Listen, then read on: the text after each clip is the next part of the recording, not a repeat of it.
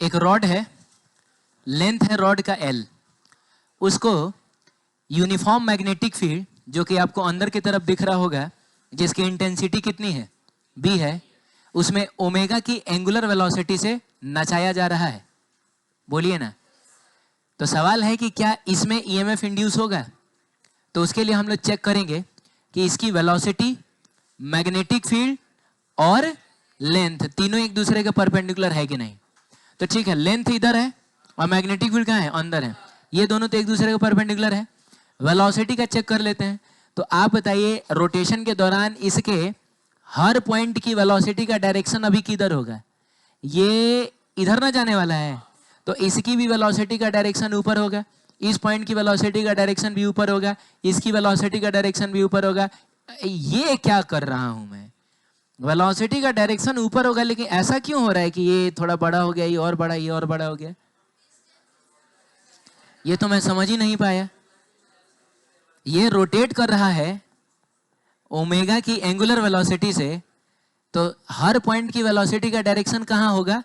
ऊपर होगा। इतना तो कंफर्म है। अरे बोलिए ना। हाँ, लेकिन ये क्या किया मैंने, ये छोटा बड़ा बड़ा और बड़ा, ऐसा क्या कर दिया? क्यों ऐसा कर दिया? सुनिए, मैं आपको एक चीज याद दिलाता हूं। ये हमने पढ़ा है कि कोई भी चीज अगर मान लीजिए सर्कुलर मोशन कर रही है, इतना तो कंफर्म है कि इसके रोटेशन के दौरान इसके हर पॉइंट का क्या होने वाला है? सर्कुलर मोशन ही ना होने वाला है। इसका भी सर्कुलर मोशन, इसका भी, इसका भी। ये अलग बात है कि इसका सर्कल थोड़ा बड़ा बनेगा, इसका सर्कल थोड़ा छोटा, इसका और छोटा, इसका और छोटा बनेगा, लेकिन सर्कुलर मोशन ही ना हो रहा है।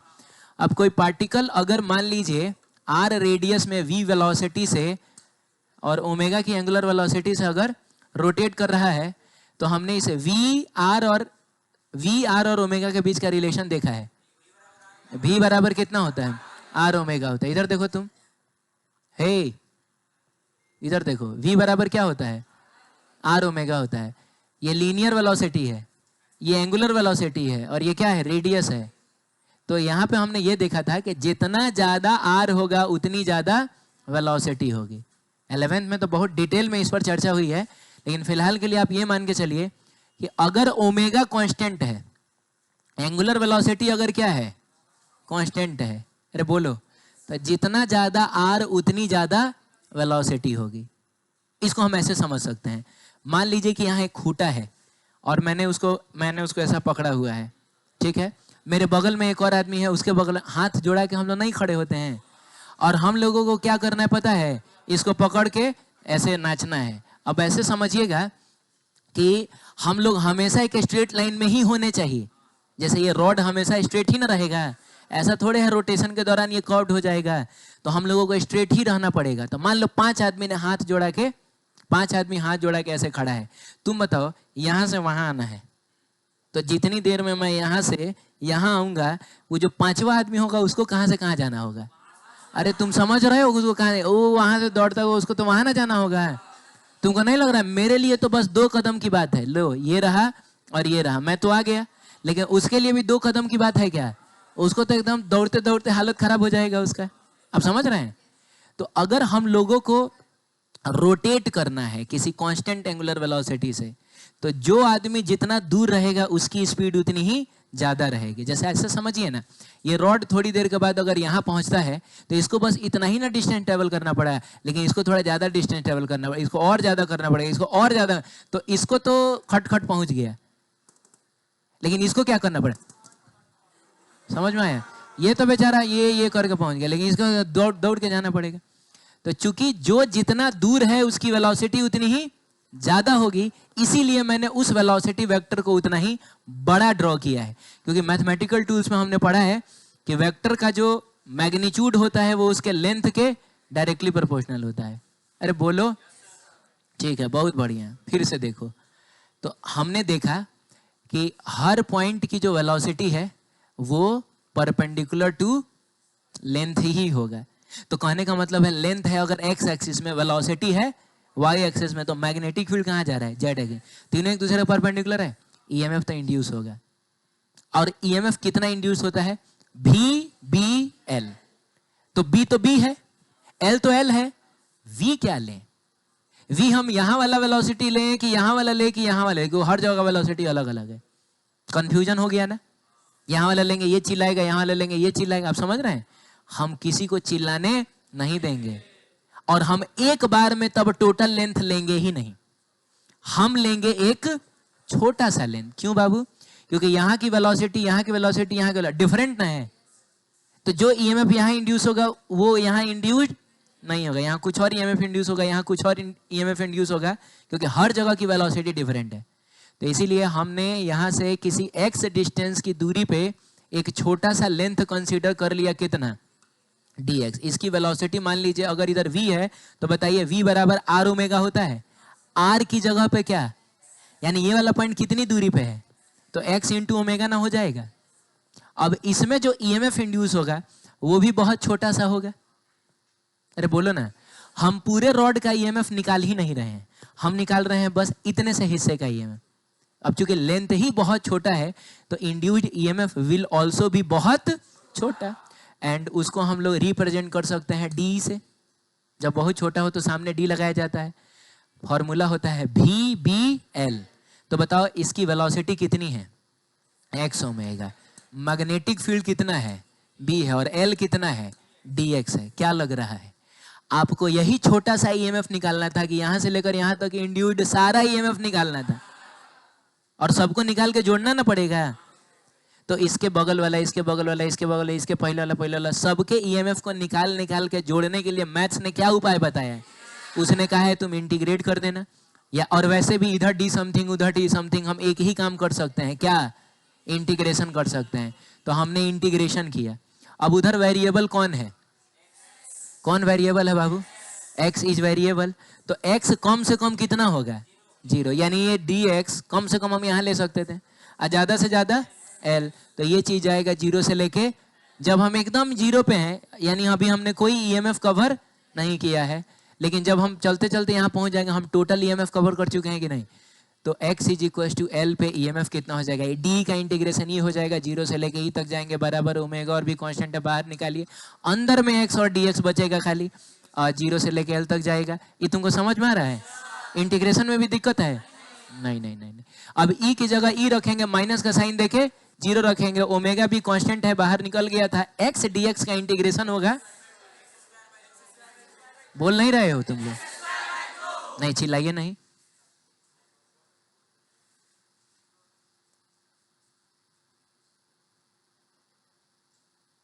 एक्स स्क्वायर बाई, कैसे बताओ? पावर कितना है, 1 है, तो ये हो जाएगा एक्स स्क्वायर बाई, क्योंकि पावर में 1 ऐड करके उसी पावर से डिवाइड करते हैं, तो पावर 1 है, 1 में 1 ऐड करोगे 2 आएगा, 2 से ही डिवाइड करोगे।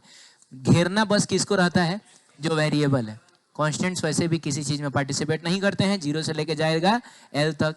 अब ये ई बराबर हो जाएगा ओमेगा बी, तो आपका रहेगा ही, बाई 2 भी रहेगा ही, जहां एक्स है उसकी जगह पे एल रखेंगे, और माइनस का साइन देके तब मिला जुला के तो खत्म ना हो गया। तो फाइनल आंसर आया omega B L square by, आप इसको रखेंगे याद। ट्रांसलेशनल मोशन हो रहा होता है तो ईएमएफ जो इंड्यूस्ड होता है वो होता है भी बी एल, बस भी बी है।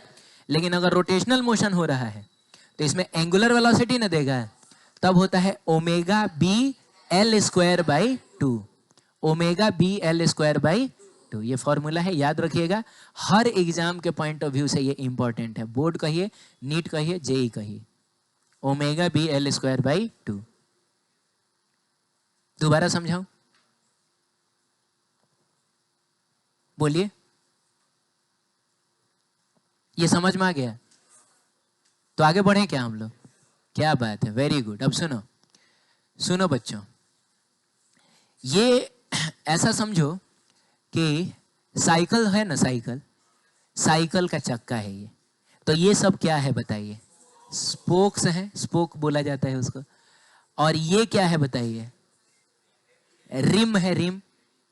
इसको एक्सल बोला जाता है। स्पोक्स जो होती हैं रिम और एक्सल को कनेक्ट करती हैं, ठीक है। और हम इसको नचा रहे हैं। ऑब्वियसली साइकिल का चक्का हम नचा सकते हैं। थोड़ा सा पीछे से कैरियर उठाइए, नचा सकते हैं। मैग्नेटिक फील्ड है अंदर की तरफ। और सुनिए ना, मैग्नेटिक फील्ड ढूंढने कहीं जाने की जरूरत, हमारी धरती के पास अपना खुद का मैग्नेटिक फील्ड है, भले हम लोग उसका इस्तेमाल नहीं करते हैं उतना।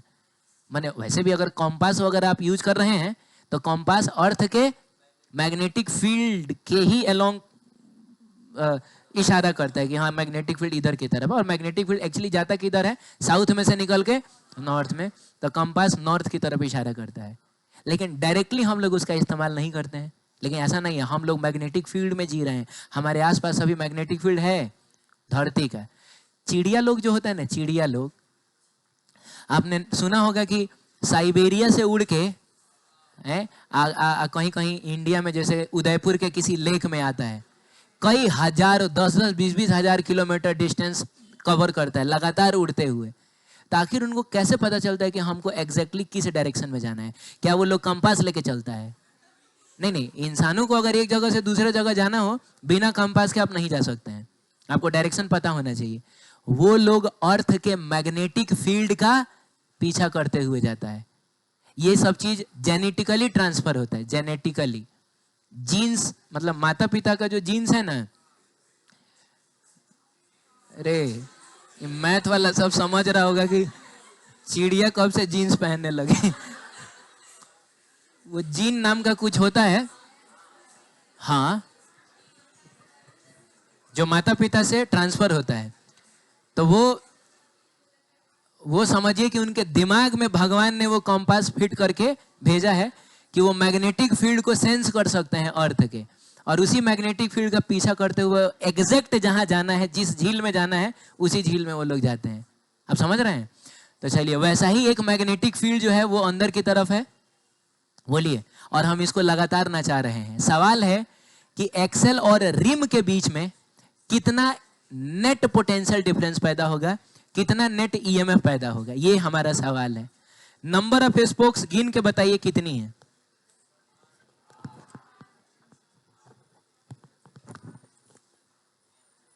उधर देखो ना, गिन के बताओ ना।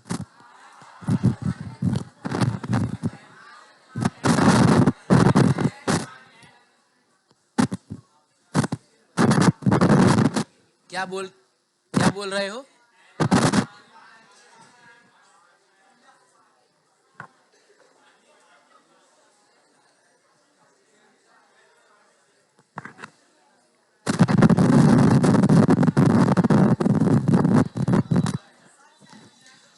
हेलो।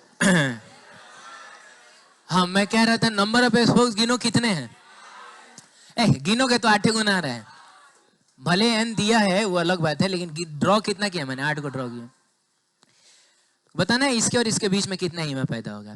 ठीक है, तो पहले पता करिए कि इस रॉड में कितना ईएमएफ पैदा होगा। अच्छा हाँ, एक और चीज मैं समझा दूं, ईएमएफ का डायरेक्शन भी तो हमको देखना होगा। नहीं देख सकते हैं क्या? वेलोसिटी कहाँ है? ऊपर है, मैग्नेटिक फील्ड अंदर है, अंगूठा इधर जा रहा है। यानी ये रॉड अगर बैटरी बनेगा तो उसकी पॉजिटिव पोलैरिटी किधर होगी? इधर होगी। और नेगेटिव मतलब ये वाला एंड हाई पोटेंशियल पे रहेगा और ये वाला एंड लो पोटेंशियल पे रहेगा। तो पहले तो ये बताइए कि इसमें कितना ईएमएफ इंड्यूस होगा और किधर इंड्यूस होगा। तो सुनिएगा, वेलोसिटी का डायरेक्शन ऊपर ना है, किधर? इधर। तो इधर होगा हाई पोटेंशियल, इधर होगा लो पोटेंशियल। और मान लिया जाए ईएमएफ ई है, और उस ई की वैल्यू भी हम लिख सकते हैं ओमेगा बी एल की जगह, लेकिन आर हमको यूज करना है। तो आर स्क्वायर बाई कितना बच्चों? 2। सही है। चलिए, इसमें भी तो ईएमएफ इंड्यूस होगा। कितना? उतना ही, क्योंकि इसका भी लेंथ वही है, इसकी भी एंगुलर वेलोसिटी वही है, इसको भी उसी मैग्नेटिक फील्ड में आपने डाला है, लेकिन इसकी वेलोसिटी इधर है, मैग्नेटिक फील्ड अंदर, अंगूठा इधर। का मतलब हुआ कि पॉजिटिव पोटेंशियल इधर, नेगेटिव पोटेंशियल इधर। सिमिलरली बताना तो बच्चों, इसका पॉजिटिव इधर, नेगेटिव इधर, पॉजिटिव इधर, नेगेटिव। तुमको समझ में आ रहा है क्या? तो सब में ईएमएफ इंड्यूस होगा, और सबके ईएमएफ की पॉजिटिव पोलैरिटी सेंटर की तरफ होगी, और नेगेटिव पोलैरिटी रिम की तरफ होगी। ऐसा होगा। और सब में ई ई ई ई ई और ई। एक और बात है, ये जो रॉड है या स्पोक है, ऑब्वियसली कंडक्टिंग होता है, तो इसमें ईएमएफ तो इंड्यूस हो गया, क्या इसका अपना खुद का रेजिस्टेंस नहीं होगा क्या? बिना रेजिस्टेंस का कोई कंडक्टर होता है? तो कुछ रेजिस्टेंस भी होगा। अरे बोलो यार। अब रेजिस्टेंस मान लो आर है, तो इसमें भी आर होगा, इसमें भी आर होगा, इसमें भी आर होगा। ये तुमको समझ में आ रहा है? आर होगा, आर होगा। तो तुमको नहीं लग रहा है, तुमको नहीं लग रहा है कि प्रॉपर ये एक बैटरी बन गया है जिसका अपना खुद का ईएमएफ भी है और अपना खुद का इंटरनल रेजिस्टेंस भी है? बोलिए। तो इस पॉइंट और इस पॉइंट के बीच में कितना ईएमएफ होगा, कितना नेट पोटेंशियल डिफरेंस होगा, ये जानने के लिए हम देखेंगे ये सारे सेल्स जो हैं वो कैसे कनेक्टेड हैं। क्या ये सारे सीरीज में कनेक्टेड हैं? अरे कॉम्बिनेशन ऑफ सेल हो गया भाई, जय तेरे की। अरे ये सेल्स का कॉम्बिनेशन ही ना है। तो ये सेल्स क्या सीरीज में कनेक्टेड है, क्या ये पैरेलली कनेक्टेड है, या सीरीज और पैरेलल का कॉम्बिनेशन है? मतलब कुछ सीरीज में है कुछ पैरेलल में, क्या है ये तो पहले ढूंढना होगा ना।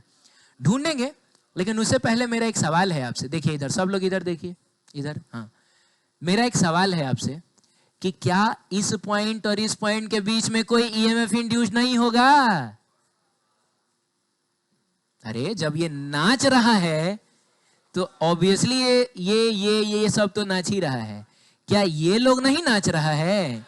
सब लोग नाच रहा है। तो बताइए इसके और इसके बीच में ईएमएफ इंड्यूस नहीं होगा? होगा? अरे बोलो भाई। अरे ये मानता हूं कि स्ट्रेट नहीं है, कर्व्ड है, तो क्या दिक्कत है?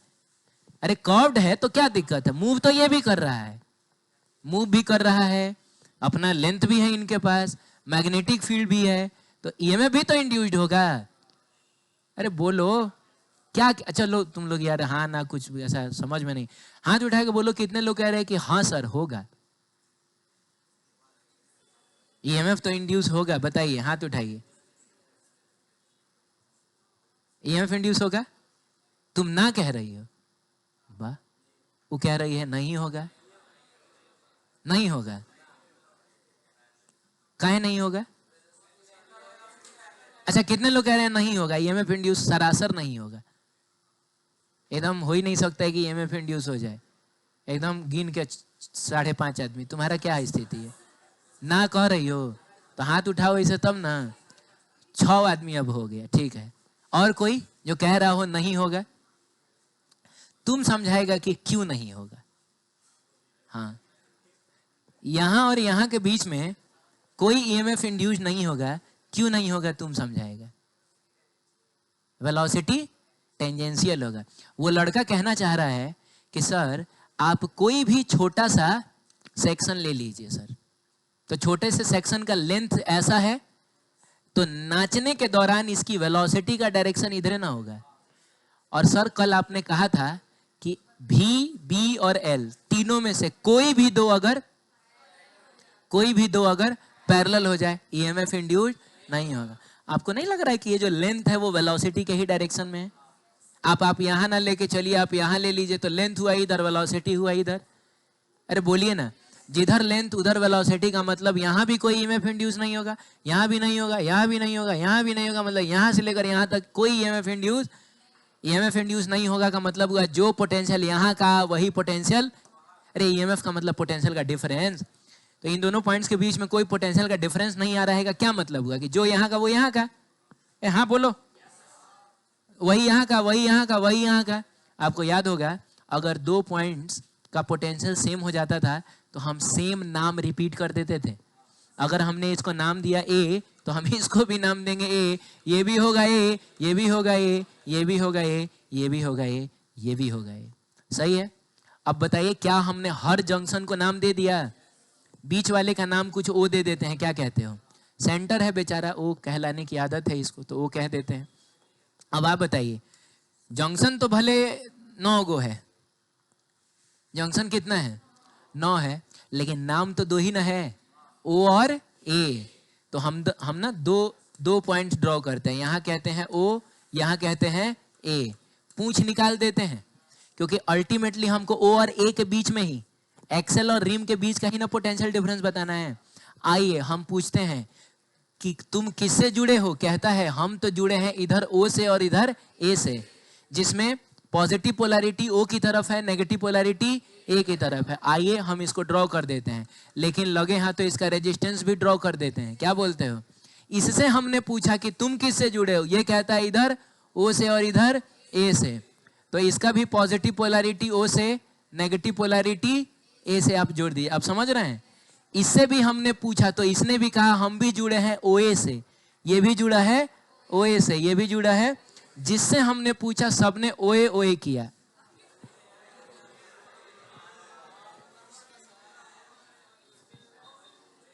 नहीं किया क्या? ये भी कह रहा है ओ ए ओ ए ओ ए। अच्छा ओए ओए ना जी। जरूर सनी देओल जो है वो यही वाला ये वही वाला क्लास। अच्छा बॉबी देओल था क्या? जो भी है यही वाला क्लास करके वो गया होगा। चलिए ठीक है, तो इसको भी हम लोग जोड़ते हैं ओए से, ये भी होगा ओए से। तो मिला जुला के माने 8 गो है फोटो के हिसाब से देखा जाए, और कॉन्सेप्चुअली देखा जाए तो हम कितना ड्रॉ कर सकते हैं? एन ड्रॉ कर सकते हैं। तो आप ये बता दीजिए कि ये सारे सेल्स आपस में कैसे कनेक्टेड हैं? नहीं बोल रहे हैं, देखिए आप लोग, सारे सेल्स आपस में कैसे कनेक्टेड हो गए? पैरेलली कनेक्टेड हो गए। किसको याद है कि इस केस में इक्विवेलेंट ईएमएफ कितना आता था? कितना कितना आता था? अच्छा इतने लोगों को याद है कि इक्विवेलेंट ईएमएफ वही आता था जो एक का है। चलो मैं याद दिलाता हूं, रुको, सुनो, सुन लो।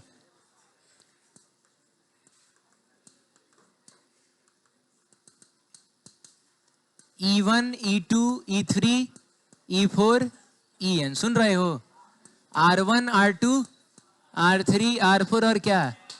अब इन सब को हटा के अगर हम एक ही सेल लगाना चाहें तो उसका ईएमएफ अगर E इक्विवेलेंट है तो आपको याद होगा E1 plus E2 plus E3 करते करते En तक सीधा सीधा जोड़ते थे। R इक्विवेलेंट कितना होता था? R1 plus R2 plus R3 plus करते करते Rn तक चले जाएंगे। क्या बोलो? ठीक है। अच्छा लेकिन अगर यही चीज हो जाए पैरेलल में, अच्छा शांत रहो, अगर ये आइडेंटिकल हो जाता था तो क्या होता था? सब आइडेंटिकल हो जाए तो क्या होगा? तो क्या हो जाएगा? तो तुमको नहीं लग रहा E plus E plus E plus E करेंगे तो एन टाइम्स ई नहीं हो जाएगा? R plus R plus R plus R plus R करेंगे तो एन टाइम्स आर नहीं हो जाएगा? अरे हो जाएगा, एन टाइम्स आर हो जाएगा। सही है। लेकिन जब यही चीज पैरेलली देखा जाता था, पैरेलली देखा जाता था, जब कहां देखा जाता था? पैरेलली देखा जाता था E1, E2, E3, E4, En ना जी, और ये R1, R2, R3, R4 और क्या? Rn।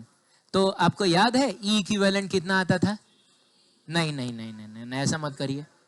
E1 by R1 plus E2 by R2 करते करते En by Rn divided by 1 upon R1 plus, ये तुमको याद आ रहा है? ऐसा कुछ देखा था हम लोग ने, लंबा चौड़ा। और 1 अपॉन R इक्विवेलेंट इस केस में कितना आता था? 1 upon R1 plus 1 upon R2 करते, याद आया? लेकिन अगर मान लीजिए कि सब आइडेंटिकल हो जाए, सब आइडेंटिकल का मतलब हुआ कि सबका रेजिस्टेंस सेम, सबका ईएमएफ सेम, सब E R R R R R, ठीक है। तो उस केस में क्या होगा? ये सब खत्म हो जाएगा, सब R R R R R हो जाएगा। बोलो जल्दी। तो तुम बताओ बाबू, तब ये क्या बनेगा? ये चीज क्या बनेगा? ऊपर वाला मैं इधर लिख रहा हूं, ई इक्विवेलेंट क्या बनेगा? तो E by R plus E by R plus E by R, तो एन ई बाई आर, अरे 10 गो होता 10 ई बाई आर, 50 गो होता 50 ई बार, एन गो है N E by R, divided 1 by R plus 1 by R plus 1 by R, N by R. अब N से N cut गया, R sir कितना आ गया था? याद आया? तो ये हमने पढ़ा है। और इवन जिस समय मैं आपको ये बता रहा था उस समय मैंने बोला भी था, तुमको याद नहीं है कि सेम चीज एक बार जब हम लोग मैग्नेटिज्म पढ़ रहे होंगे वहां भी ये आएगा और तुम लोग दांत चियार देगा। देख लो चियार दिया सब। ई इक्विवेलेंट कितना आता है? उतना ही आता है जितना एक सेल का ईएमएफ है, विच इज क्या? ई। बोलिए जल्दी। तो same concept will be applied here because all cells are connected in parallel and all cells are identical also. तो इसका मतलब हुआ कि O और A के बीच में जो नेट ईएमएफ होगा, जो इक्विवेलेंट ईएमएफ होगा, वो E होगा जो एक का था। और एक का कितना था? अब बोलो, omega B R square by 2। तो इससे हमने क्या सीखा कि नंबर ऑफ स्पोक 8 रहे या चाहे 10 रहे, चाहे 75 रहे, चाहे 8 करोड़ रहे, आंसर पर असर नहीं पड़ा। हम 2 4 5 गो और स्पोक बढ़ा दे, कोई फर्क पड़ेगा? हाँ नहीं बोलोगे? नहीं, यहां ना बोलना था। अरे मैंने पूछा फर्क पड़ेगा? तो नहीं फर्क पड़ेगा, और बढ़ा दिया मैंने। क्या फर्क पड़ रहा है? आप समझ रहे हैं? क्या आंसर पर फर्क पड़ रहा है? नहीं पड़ रहा है। लेकिन एक बात बताइए, अगर मैं बढ़ाते चला जाऊं, अरे तो थोड़ी देर बाद ही हमको रिंग दिखेगा नहीं, हमको ये क्या दिखेगा? थोड़ी देर बाद हमको डिस्क दिखने लगेगा। मैंने कितना ड्रॉ किया होगा? 50 को नहीं ड्रॉ किया होगा। सही बात है। आप समझिए कि मैंने 5 करोड़ ड्रॉ कर दिया, आपको कहीं गैप दिखेगा क्या? आपको कहीं गैप दिखेगा? देन ये आपको कैसा दिखेगा? डिस्क की तरह। इसका मतलब ये हुआ कि अगर आपके पास कोई डिस्क है, नहीं बोल रहे हो? डिस्क है का मतलब ये पूरा भरा हुआ ना रहेगा। तो डिस्क को भी हम रिंग मान सकते हैं with infinite number of spokes. नहीं समझे? पिछली बार 8 गो था, तो जो 8 गो था, तो जो आंसर आया था 80 को भी होता तो वही आंसर होता, 8 करोड़ में भी होता, इनफाइनाइट में भी वही आंसर आएगा। वो नंबर ऑफ स्पोक पे डिपेंड कर ही नहीं रहा है। इसका मतलब हुआ एक डिस्क को अगर आप नचा रहे हैं ओमेगा की एंगुलर वेलोसिटी से, तो डिस्क के सेंटर और उसके एज के बीच में एक पोटेंशियल का डिफरेंस पैदा हो जाएगा। हाँ, मतलब मैग्नेटिक फील्ड में नचाना है, ऐसा ही कहीं नहीं नचा लेना है। हाँ। और वो ईएमएफ कितना होगा? Omega B R square by 2, where R is the radius of the disc. आप समझ रहे हैं? आप एक काम करिएगा, आप एक थाली लीजिएगा और उसमें आप छेद कर दीजिएगा। अच्छा, मतलब जिस थाली में खा रहे हो उसमें छेद नहीं करना चाहते हो? तुम समझ लो, वो जिसके लिए ये कहावत था, एक्चुअली उसको ये एक्सपेरिमेंट करना था। देखो लोगों ने उसको बदनाम कर दिया। हाँ, थाली में बीच में छेद कर देना और एक स्ट्रॉन्ग मैग्नेट कहीं से ढूंढना, उसका नॉर्थ पोल इधर रखना, साउथ पोल इधर रखना, तो नॉर्थ से साउथ की तरफ मैग्नेटिक फील्ड जाएगा। अरे नॉर्मल मैग्नेट से ही सब नहीं होगा, थोड़ा स्ट्रॉन्ग रखना है। नियोडीमियम मैग्नेट ले आना कहीं से, हाँ जैसा भी हो ले आना तुम, और उसके बाद उसको नचा देना तुम जोर से। और उसके बाद तार लेना, तार का 2 एंड होता है ना, बीच में एक छोटा सा बल्ब लगा देना और एक एंड को सटाना सेंटर से, एक एंड को सटाना एज से। अब बोलो, ये बल्ब जल जाएगा क्योंकि इस बल्ब को मिल जाएगा पोटेंशियल का डिफरेंस। देख रहे हो, बिना बैटरी के भी अब हम लोग बल्ब जला ले रहे हैं। हाँ, लेकिन उसको लगातार नचाते रहना पड़ेगा, जब तक नाचेगा तब तक बल्ब जलता रहेगा। क्लियर है? चलिए, तो ये सब चीज देखिए, उसमें लिखा होगा है। एक काहे चाट रहा है यार? समझ गया ना तुम? मैन लेबर लगेगा, पैसा लगेगा।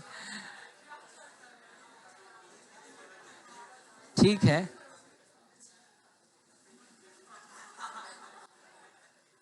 सही है। चलिए हम लोग आगे बढ़ते हैं।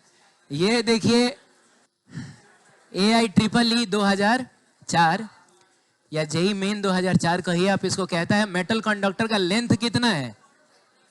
बोल नहीं रहे तुम लोग? 1 मीटर लेंथ है, 1 मीटर। बहुत अच्छा। रोटेट हो रहा है वर्टिकल प्लेन में, तो वर्टिकल प्लेन है यही ना है, तो चलिए इसको रोटेट करा दिया जाए। ओमेगा दिया होगा जरूर, कितना? 5 रेडियन पर सेकेंड। कह रहा है कि हॉरिजॉन्टल कंपोनेंट ऑफ अर्थ, तो मैग्नेटिक फील्ड कैसा है बताइए? हॉरिजॉन्टल है। अब बोलो ना रे, तो ये नाच रहा है वर्टिकली, मैग्नेटिक फील्ड है हॉरिजॉन्टल, तो इसका प्लेन जो है वो मैग्नेटिक फील्ड के परपेंडिकुलर आ गया ना। यानी ये वही केस हो गया जो अभी हमने डिस्कस किया है। कहता होगा, क्या कहता होगा? मैग्नेटिक फील्ड का मैग्नीट्यूड दे दिया है और लास्ट में तुमसे क्या पूछ रहा होगा? ईएमएफ पूछ रहा होगा। हम जानते हैं ईएमएफ का फॉर्मूला होता है omega B L square by 2 omega की जगह 5 रखेंगे, बी की जगह कितना रखेंगे 0.2 इंटू 10⁻⁻⁴ रखेंगे, एल की जगह 1 रखेंगे, करेंगे उसका स्क्वायर और डिवाइड करेंगे 2 से। तुमको समझ में आया क्या? 2 से ये कट जाएगा ना, तो न्यूमेरिकल वैल्यू 5 आएगा। कितना आएगा? लेकिन देखो जेई मेन है ना, होशियार है, सब के शुरू में क्या दे दिया है, इसका मतलब आप सॉल्व करिए इसको। वही नीट होता तो एगो 5 देता, एगो कुछ और दे देता, ऐसा कर सकता था, वो नीट है। लेकिन ये कहेगा कि पूरा जब करना है तो पूरा करो। अभी तुम बताओ कि यहाँ से डेसिमल हटा दिया जाए तो 10⁻⁻5 हो जाएगा, और 2 से 2 कट जाएगा, 5 इंटू 10⁻⁻5 इतना वोल्ट आएगा। लेकिन बात यह है कि 10⁻⁻5 तो नहीं है, मिली है चाहे माइक्रो है, तो 10⁻⁻5 को किस में कन्वर्ट करना आसान है, मिली में कि माइक्रो में? वो माइक्रो के ना ज़्यादा करीब है। माइक्रो मतलब 10⁻⁻6 होता है, तो इसको 10⁻⁻6 बनाने का मतलब इसको 10 गुना घटा रहे हो तो इसको 10 गुना बढ़ा देना।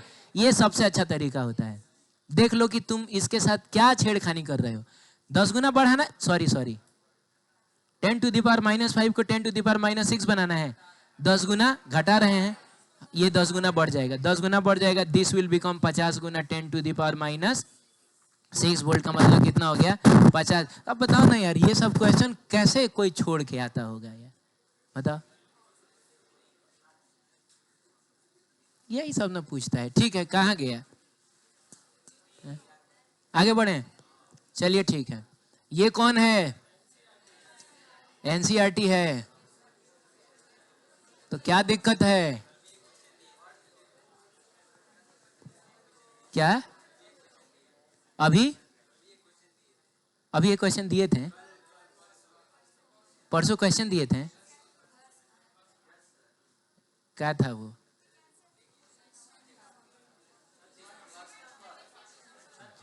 अच्छा पहले ही बताओ इसका, ये बताओ। हाँ आओ देखते हैं। कह रहे हैं 1 मीटर लॉन्ग मेटालिक रॉड है बोलो, 1 मीटर लॉन्ग मेटालिक रॉड है, बेचारे को रोटेट कराया जा रहा है। ओमेगा कितना दिया हुआ है 400, about an axis normal to the end rod passing through the other contact. समझ रहे हो? इसको किया क्या गया है कि इसका जो एक एंड है जिसके थ्रू नचाया जा रहा है वो तो फिक्स ना होगा, लेकिन दूसरा एंड एक रिंग से टच्ड है, पढ़ लीजिएगा, रिंग से टच्ड है बोल रहा है। अब बोल रहा होगा कि बताओ इसके और इसके बीच में कितना ईएमएफ इंड्यूस हुआ है। फॉर्मूला क्या होता है ईएमएफ का? Omega B L square by 2। तो ओमेगा की जगह कितना दिया है 400, बी भी खोज के देख लो कहीं दिया होगा 0.5, और एल कितना दिया है 1 का स्क्वायर है डिवाइडेड बाई क्या, हो नहीं गया? यही तो है। अरे हो जाए। अच्छा आंसर भी ला दे रहे हो क्या? आंसर 100 आ रहा है, क्या बात है यार, तुम लोग कमाल के आदमी हो। देखो ये 200 हो गया, और कहने का मतलब 20 पचे 100 होता है, मतलब मिला जुला के 100 आ रहा है। 100 वोल्ट पोटेंशियल डिफरेंस पैदा हो गया। अच्छा खासा पोटेंशियल डिफरेंस है ये, नहीं है? तब 100 वोल्ट मामूली थोड़े होगा, लेकिन 400 रेडियन पर सेकंड बहुत खतरनाक स्पीड हो गया। आप समझ रहे हैं? 400 को थोड़ा लगभग 6 से डिवाइड करिएगा, 66 पॉइंट समझे, मैंने समझिए ना कि 1 सेकंड में 66 चक्कर लगा रहा है ये। देख रहा हो कितना खतरनाक है, 1 सेकंड इतना देर में 66 चक्कर लगा, तब नहीं इतना ही में पैदा हुआ है। चलो ठीक है, ये तो तुम लोगों से बनेगा, ये तो सवाल ही तुमको समझ में नहीं आएगा क्या बोल रहा है।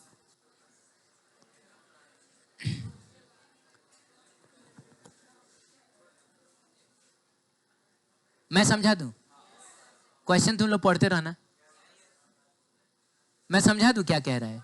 कह रहा है कि एक इलाका था जिसमें मैग्नेटिक फील्ड जो था ना, बोल तो नहीं रहा है कि अंदर था, लेकिन ऐसा क्वेश्चन ही है ना कि आपको ऐसा अंदर उसको लेना ही पड़ेगा।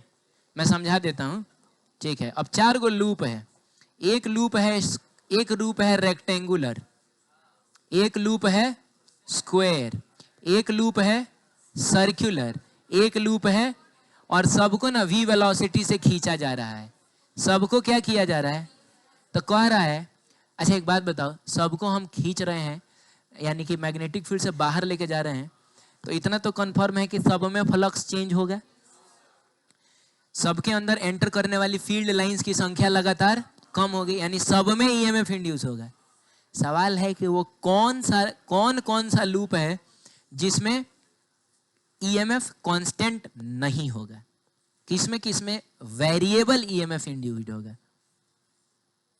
ऑप्शन ए कहता है कि सर्कुलर और इलिप्टिकल वाले में कांस्टेंट ईएमएफ इंड्यूस्ड नहीं होगा।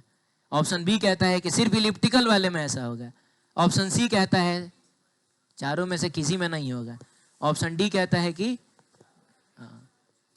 अब ये तो तुमको खुद समझ में नहीं आएगा, हालांकि सवेरे 2-3 लोगों ने बता दिया था। आप में देखते हैं कि कौन बता पाता है। तुम बताएगी और कोई? तुम ही बता देगी? अच्छा, ऐसा नहीं ना कि सवेरे तुम पढ़ के आई है, पहली बार पढ़ रही है ना? अच्छा ठीक है, हाँ बोलो और कौन बताएगा? 2 आदमी इधर हुआ, चलो 2 आदमी इधर हुआ, एकदम मामला बराबरी का है। एक आदमी डिसाइड कर देगा कि किसमें है दम।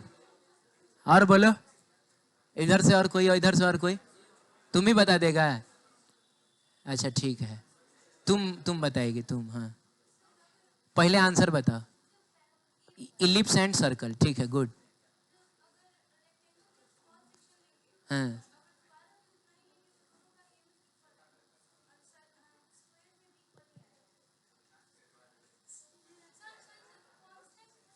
ईएमएफ हमको कांस्टेंट रखना है। हाँ हाँ हाँ हाँ हाँ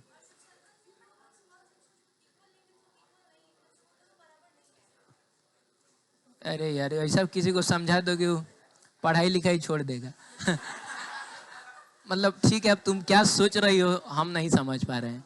और कोई जिसको लगता है कि वो मेरे जैसे बेवकूफ आदमी को भी समझा सकता है? हैं? कौन समझाएगा हमको? समझाएगा? तुम समझाओ। लेंथ चेंज नहीं हो रहा है। लेंथ चेंज नहीं हो रहा, विच लेंथ? कौन सा लेंथ? कौन सा लेंथ?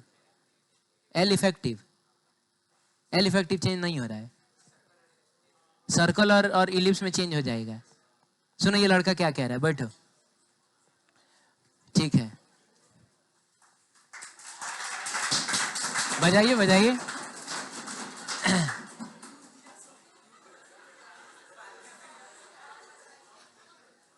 देखिए मैं बता रहा हूं तुमको, इसने एग्जैक्टली वही कहा है जो मैं सुनना चाह रहा था। मैं सुनना ही चाह रहा था।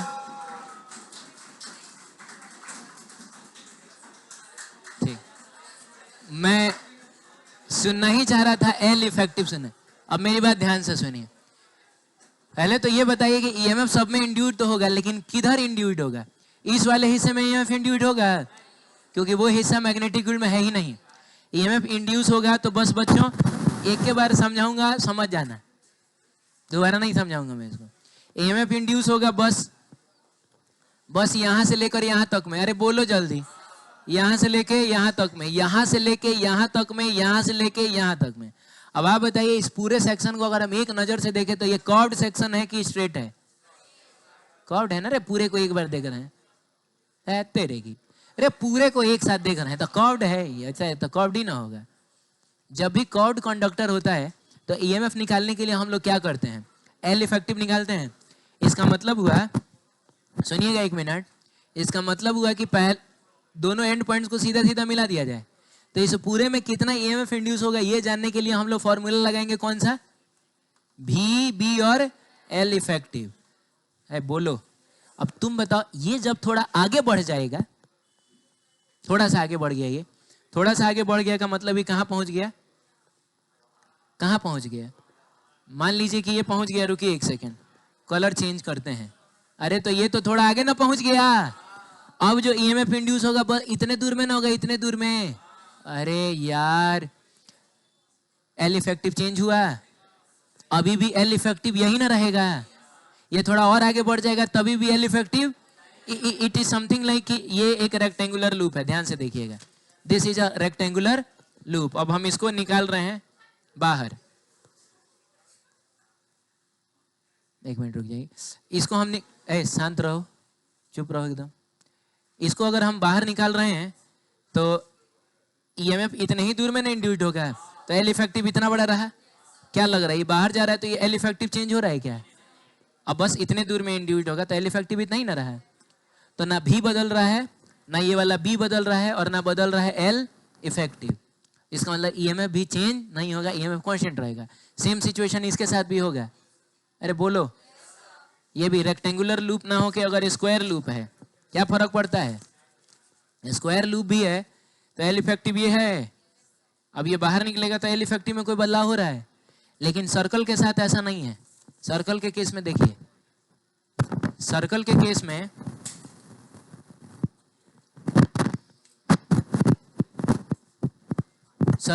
में देखो,